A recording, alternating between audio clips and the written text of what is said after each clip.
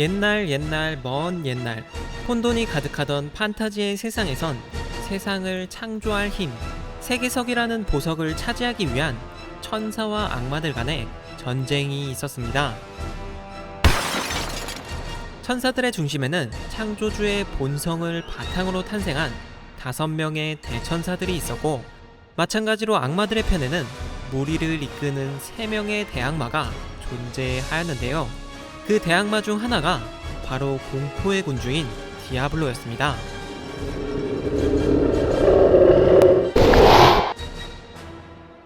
하지만 오늘 할 이야기는 눈보라 회사에 등장하는 디아블로가 아닌 좀 더 원초적인 스페인어로 악마라는 뜻을 가진 디아블로, 즉 악마에 관한 이야기입니다.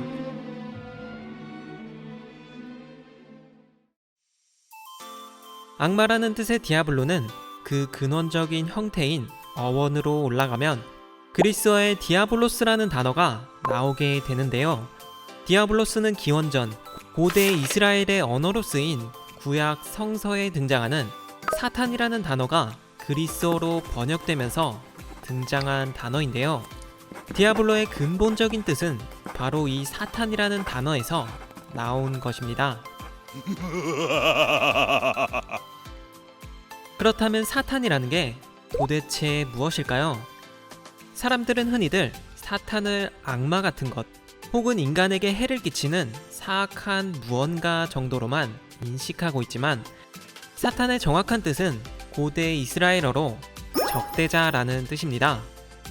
사실 단어 자체는 그냥 적대자라는 뜻이지만, 사탄이 성서에서 주로 신에게 대항하는 신의 적대자로 등장하는데, 일신교에서 숭배하는 이 완전 무결하고 선한 유일신에게 감히 대항하는 게 바로 사탄이기 때문에 사탄은 악의 근원이자 악 그 자체인 놈으로 설명되었습니다. 그렇기에 마치 사탄이라는 단어가 세상의 모든 악한 것을 뜻하고 그런 것들을 대표하는 것처럼 표현되고 있는 것인데요. 사회에서도 무언가 문제가 생겼을 때 그 집단의 대표자가 모든 것을 두드려 맞듯이 사탄도 다른 악마들이 무언가 잘못할 때마다 대표로서 두들겨 맞고 있는 것입니다.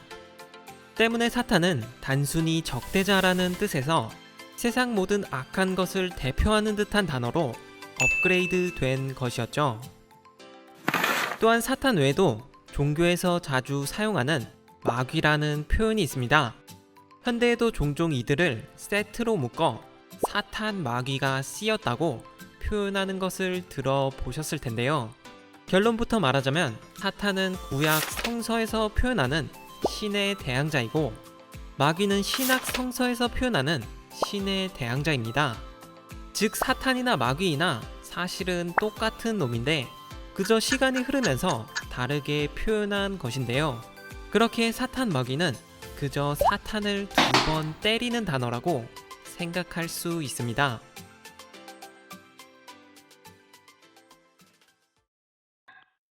하지만 사탄이 처음부터 신에게 대항하진 않았는데요. 때는 신이 세상을 창조한 창세기의 무렵, 구약성서의 욥기에서 사탄이 처음으로 등장합니다. 여기서 사탄은 하나님에게 한 가지 내기를 제안하는데요.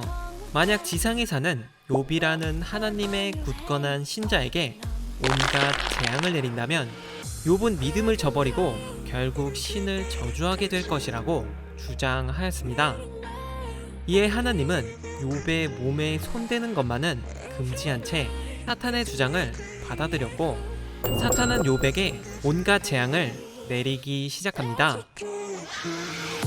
당시 하느님의 독실한 신자로 물질적인 축복을 받았던 욥은 10명의 자식과 1만 마리가 넘는 가축에 수많은 하인을 보유한 막대한 부를 축적한 부자였는데요. 그런 욥에게 사탄의 개입이 시작되었습니다. 곧이어 한 하인이 욥에게 찾아와 아뢰었는데, 도적들이 찾아와 주인님의 양을 빼앗고 종들을 죽였다는 소식을 전하게 됩니다. 그리고 그 하인의 말이 미처 끝나기도 전에 다른 하인이 찾아와 아뢰었는데, 또 다른 도적들이 찾아와 낙타들을 빼앗고 이를 돌보던 종들을 죽였다는 소식을 전하게 되었습니다. 역시 이 말이 끝나기도 전에 또 다른 하인이 찾아와 이번엔 돌풍에 집이 무너져 집에 있던 자녀들이 모두 죽었다며 욥에게 아뢰었습니다. 욥은 한순간에 모든 재산을 탕진하고 돌풍에 집이 무너지며 집에 있던 10명의 자식들마저 몰살당한 것이었죠.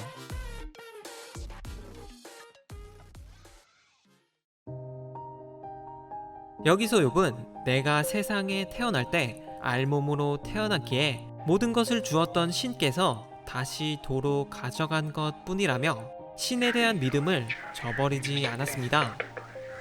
이에 욥의 엄청난 멘탈을 확인한 사탄은 신에게 두 번째 주장을 이어가는데요. 바로 인간들은 제 목숨이 가장 소중한 존재이기 때문에 그의 몸에 손을 댄다면 반드시 신을 저주하게 될 것이라고 2차로 주장하였습니다.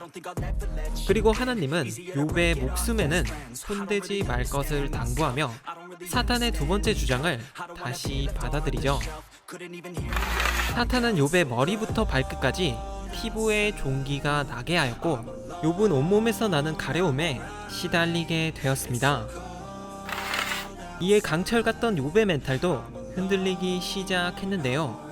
욥은 내가 이 정도의 재난을 당할 정도로 잘못한 일이 없었는데 하늘은 어째서 나에게 이런 고난을 내리냐며 억울함을 호소하기 시작하였고 굳건했던 그의 신앙심이 점점 흔들리기 시작하였죠. 하지만 바로 이때 욥의 친구들이 찾아와 굉장히 유명한 말을 남기게 되는데요. 바로 시작은 미약하였으나 끝은 창대하리라. 욥을 찾아온 그의 친구가 욥에게 전한 말이었습니다. 이는 욥 본인이 아무리 죄 지은 일이 없다고 생각하여도 천지를 창조한 전능하신 하느님이 잘못되었을 리 없었기 때문에 이를 의심하지 말고 믿음을 끝까지 유지한다면 나중에 신께서 모든 것을 보상해 줄 것이라며 친구가 전한 말이었죠. 사실 절망적인 상황에서 욥은 친구의 말을 그다지 새겨듣진 않았는데 결론적으로 그는 믿음을 끝까지 유지합니다. 그리곤 하느님에게 이전보다 더 큰 은총을 받으며 그의 재산은 9배로 늘어나게 되었고 다시 아들 7과 딸 3을 낳으며 행복하게 살아갔다고 전해집니다.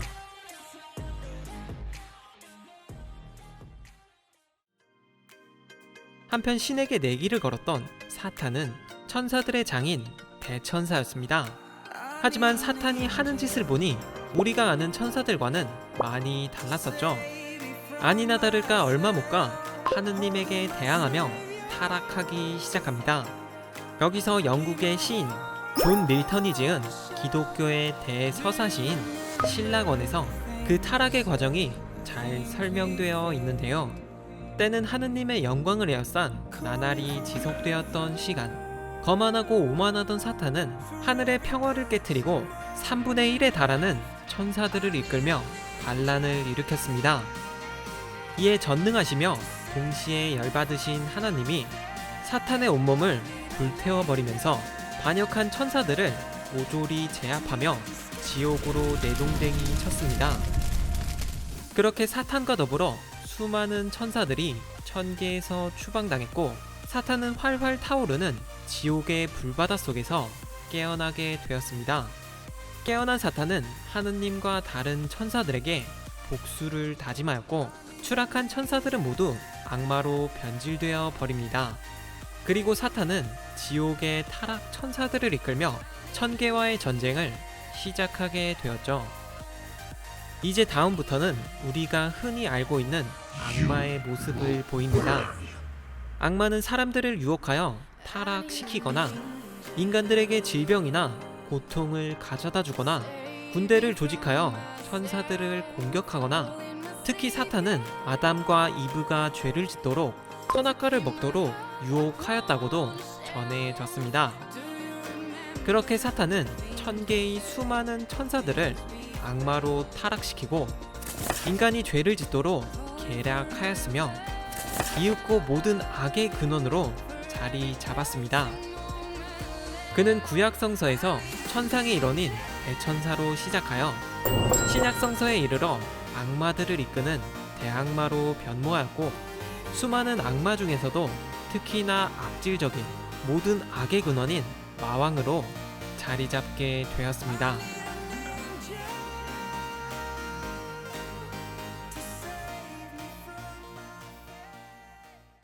I won't ever let the doubt creep in. Gotta pop a couple more aspirin. I don't think I'll ever let you in. Easier to break it off best friends. I don't really understand myself. I don't really understand, need help. I don't wanna be left on the shelf. Couldn't even hear me if I yelled. It's so cold.